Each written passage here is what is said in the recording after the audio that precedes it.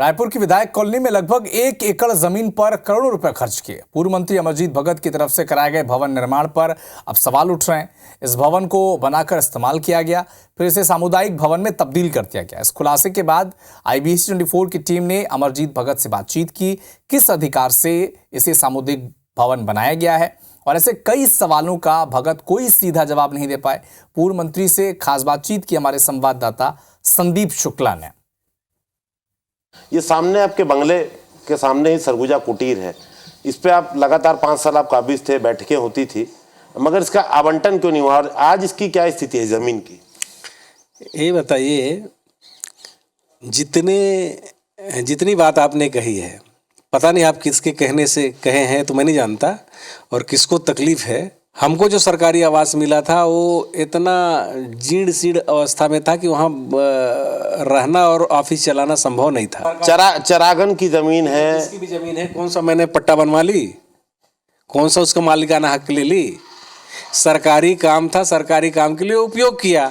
या जाड़ी झंकार था, पूरा गड्ढा था, हम बनवा दिए बढ़िया गार्डन प्लेन खड़ा होने के लिए, तो किसको तकलीफ है? नहीं, लेकिन एक बात तो ये मानेंगे कि भाई कायदे से देखा जाए तो सरकारी पैसा लगा है इस पे। तो मैं कौन सा बोल रहा हूँ कि मेरा पैसा लगाया हूँ? वही कह रहा हूँ कि इस पे सैंक्शन कैसे हो सकता है? करोड़ों रुपए का बना है अगर, क्योंकि जमीन तो चारागान की है। सरकार को अपने उपयोग के लिए सैंक्शन और कौन से परमानेंट है? नियम कायदे कानून तो होंगे ना भगत जी, नियम कायदे कानून। नहीं तो आप पढ़ लीजिए ना भाई। लेकिन अभी तो उस पे शिव शक्ति मंदिर कमेटी का बोर्ड लगा और एवं सामुदायिक भवन का बोर्ड लगा है। शिव शक्ति सदन आपका मकान भी है, तो ये कौन सी कमेटी है और ये सामुदायिक भवन कैसे हो? ये रजिस्टर्ड है। ये मंदिर जो बनी है ना, मंदिर बनी है, रजिस्टर्ड है, लेकिन जमीन तो सरकार की है। तो एक कमेटी बना देना, और उसको किस अधिकार से आप मंदिर को दे सकते हैं कमेटी को? मैं ऐसा करिए ना, आपको मंदिर से तकलीफ है? नहीं, मंदिर से तकलीफ नहीं है। हम ये कह रहे हैं जो भवन है ये सामुदायिक कैसे हो गया? पहले सुनिए, आपको हमने जो सड़क बनवाया, नाली बनवाया, गार्डन बनवाया, मंदिर बनवाया, ये सबसे तकलीफ है। सब बहुत अच्छा है, सब बहुत अच्छा है। सबसे तकलीफ है तो बुलडोजर ला करके सब चलवा दो।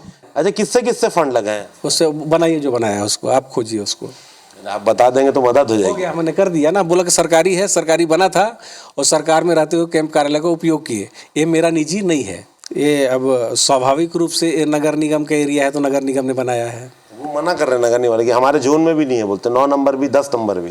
ठीक है। अब वो पहली है, उसको देख लो। अस्थायी कैंप कार्यालय हमेशा अस्थायी होता है, स्थायी निर्माण नहीं होता। हालांकि विभाग कौन सा है आप भी इस पे क्लियर बता रहे नहीं है। अब देखते हैं इस पे होता क्या है, क्योंकि अभी भी जो जमीन है वो सरकारी है, कृषि और चरागन बताई जा रही है। अब नई सरकार आई है, क्या इसका उपयोग कैंप कार्यालय के लिए होता है या फिर सामुदायिक भवन के रूप में से इस्तेमाल किया जाता है? क्योंकि जो पिछला मामला था शिव डहरिया जी का, शकुन डहरिया जी का, सामुदायिक भवन को लेकर ही बड़ा बखेड़ा खड़ा हुआ था। अब देखते हैं कि क्या जांच होती है और उस पर सरकार क्या निर्णय लेती है। कैमरामैन योगेंद्र मिश्रा के साथ संदीप शुक्ला, IBC 24 रायपुर।